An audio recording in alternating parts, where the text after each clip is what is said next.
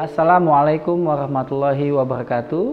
Perkenalkan, saya adalah Dr. Jufriyadi Ismi, spesialis urologi, merupakan dosen dari Fakultas Kedokteran Universitas Syah Kuala.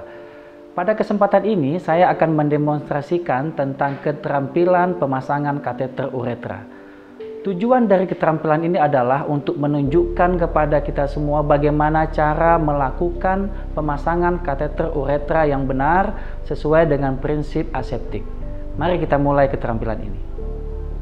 Sebelum kita melakukan pemasangan kateter, maka hal yang terpenting yang harus kita lakukan adalah melakukan informed consent atau memberitahukan kepada pasien tentang indikasi kita melakukan pemasangan kateter.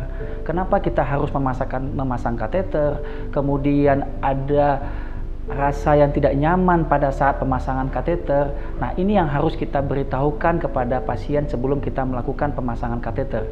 Bila pasien menyetujui, baru kita melakukan pemasangan kateter tersebut.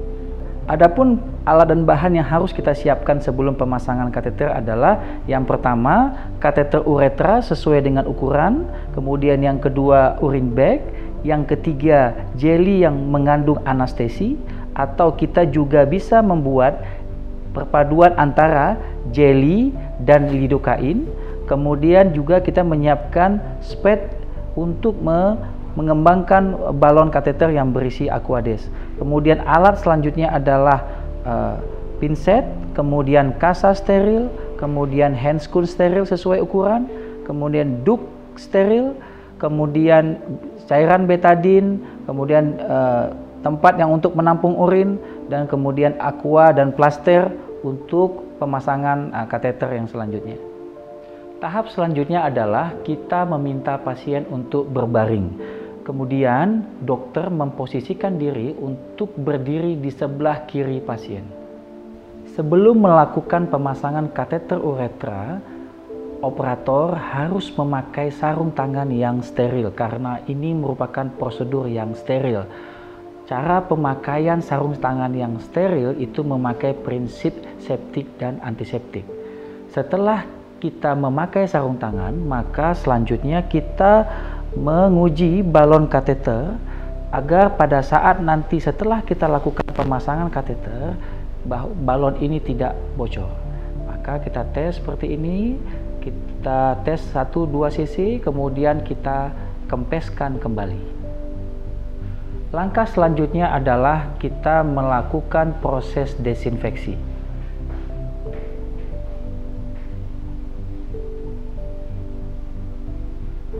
Kita memberikan povidone iodine. Yang perlu diingat, karena area yang utama adalah meatus uretra externa, maka OUE ini adalah menjadi fokus utama. Tangan tidak boleh memegang area yang belum steril.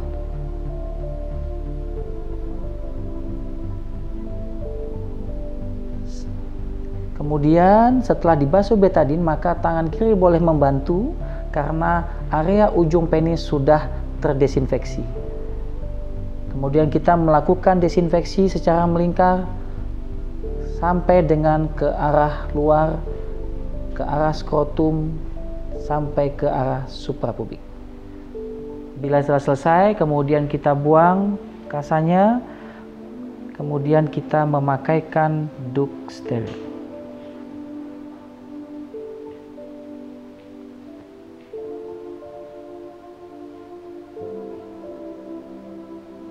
Langkah selanjutnya adalah memasukkan jeli yang mengandung anestesi.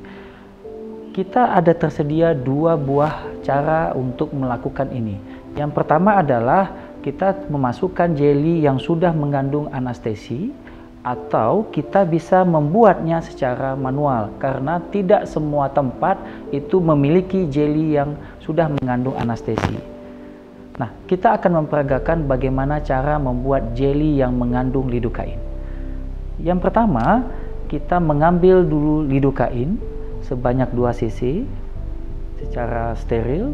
Kita meminta asisten untuk mengambilkan lidokain, kemudian kita melakukan aspirasi sebanyak 2 cc.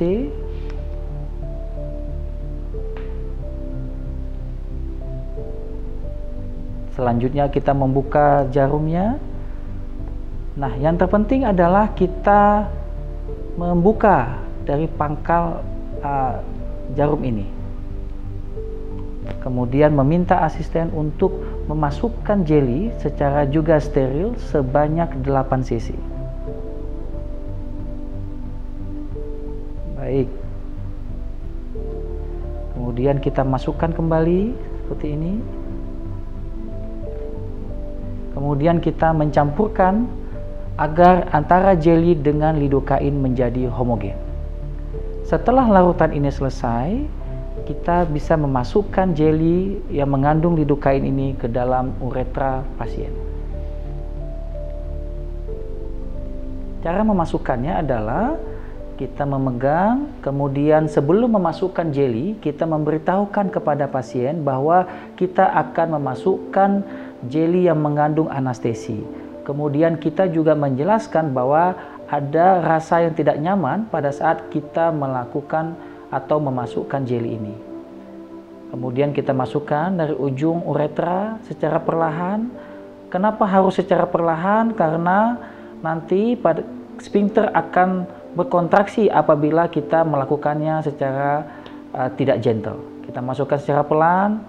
Kemudian setelah pelan, setelah lebih kurang 5-6 cc, kita meminta pasien untuk menarik nafas. Yang tujuannya adalah agar sphincter uretra eksterna pasien menjadi rileks. Setelah kita masukkan, kemudian kita tutup ujung uretra eksterna, kita tunggu lebih kurang 3-5 menit yang bertujuan agar lidokain yang kita masukkan sudah bekerja. Selanjutnya kita melakukan pemasangan kateter uretra. Setelah tadi kita menunggu 3-5 menit, maka kita melakukan pemasangan kateter secara perlahan.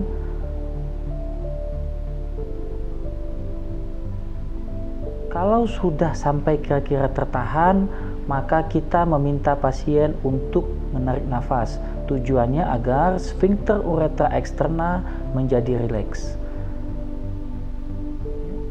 Kemudian kita memasukkan kateter sampai dengan ke percabangan kateter ini.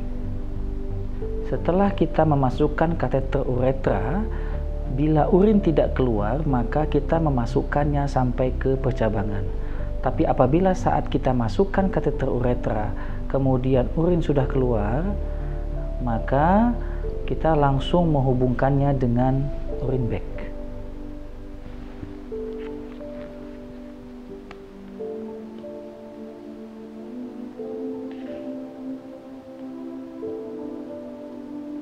Jangan lupa, pada saat urin sudah keluar ke dalam nirbecken atau ke dalam basin kidney, maka yang dicatat adalah jumlah volume urin yang keluar dan kemudian warna urin yang keluar. Selanjutnya kita mengembangkan balon kateter sebanyak 5-10 cc. Jumlah aqua untuk mengembangkan balon itu sesuai dengan ukuran kateter yang biasanya tertera pada bagian pangkal dari kateter ini. Di sini tertulis 30 cc adalah maksimal dari balon yang kita kembangkan. Setelah kita mengembangkan balon, kemudian kita melihat bila tadi melalui kateter itu tidak keluar urin, maka kita harus berpikir bahwa ada beberapa penyebab. Yang pertama yang tersering adalah karena ujung kateter tadi itu tersumbat oleh jeli, sehingga cara mengatasinya adalah dengan kita melakukan spooling, bisa dengan aqua ataupun NaCl, kita dorong, kemudian setelah itu kita aspirasi kembali. Kalau saat aspirasi kita melihat ada warna urin di sini, maka berarti sudah keluar urin melalui kateter, dan kemudian selanjutnya kita bisa menghubungkan urin bag ke dalam kateter. Langkah selanjutnya adalah kita membersihkan area genitalia eksterna.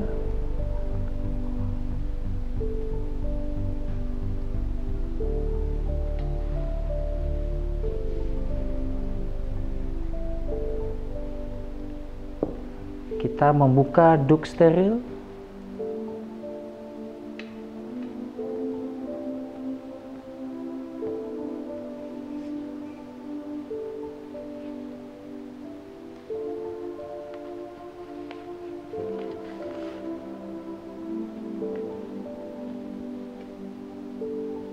Kita menutup ujung penis dengan kasa yang sudah kita berikan betadin seperti ini. Kemudian kita tutup seperti ini. Ini yang terpenting, cara menutupnya adalah dengan cara seperti ini. Ya, bukan dengan cara seperti ini. Karena kalau dengan seperti ini, maka ujung uretra akan tetap terlihat dari luar dan akan punya potensi untuk masuknya kuman dari ujung uretra eksterna. Oleh karena itu, kita menutupnya dengan cara seperti ini. Kemudian kita fiksasi dengan plaster.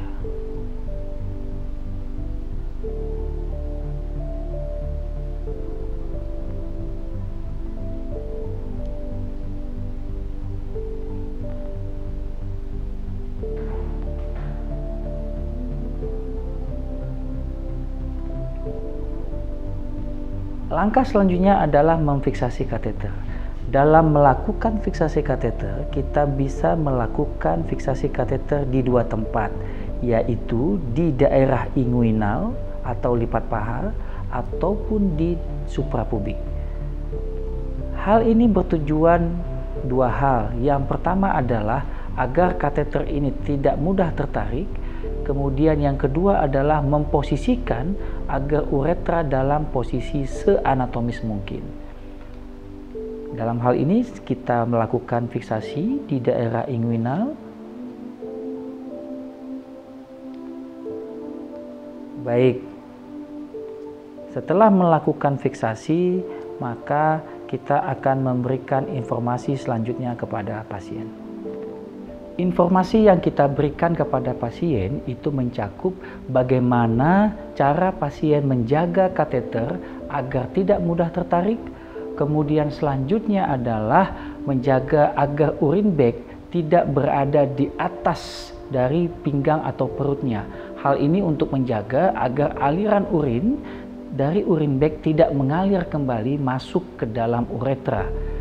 Selanjutnya, hal yang terpenting adalah operator itu harus menuliskan di dalam rekam medik mencakup volume urin, inisial urin yang keluar, kemudian berapa volume cairan yang digunakan untuk mengembangkan balon kateter.